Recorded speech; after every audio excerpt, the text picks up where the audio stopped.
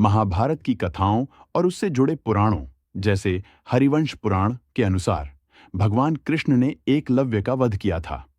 इसके पीछे मुख्य कारण एकलव्य का अधर्म के पक्ष में शामिल होना और यादवों के लिए खतरा बनना था।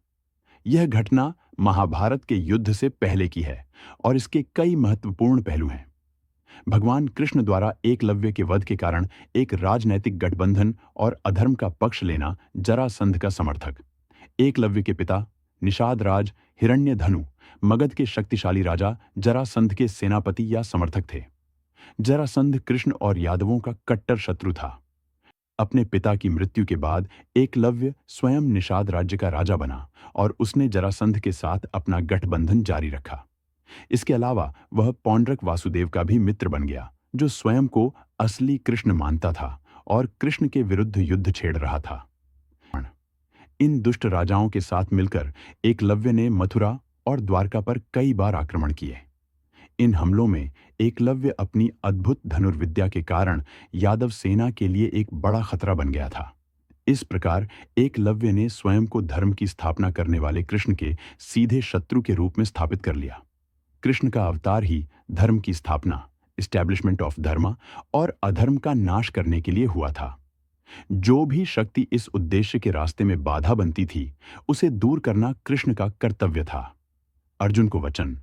महाभारत के द्रोण पर्व में स्वयं कृष्ण ने अर्जुन को यह रहस्य बताया था कि उन्होंने एकलव्य का वध क्यों किया।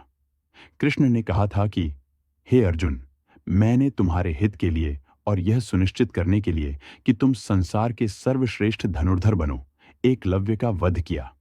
यदि वह जीवित रहता तो अपने अपार कौशल और जरासंध के साथ अपनी निष्ठा के कारण वह भविष्य में कौरवों का साथ देता और पांडवों की विजय में सबसे बड़ी बाधा बन जाता।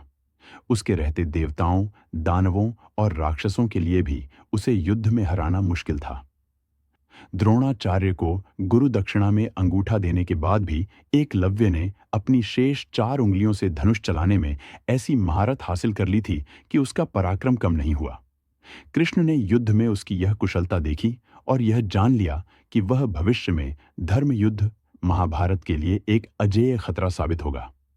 युद्ध में वध।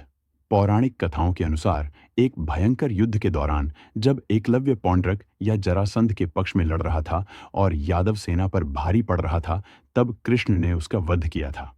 कुछ कथाओं में कृष्ण ने छल से उसका वध किया ताकि उसकी अजेयता को तोड़ा जा सके।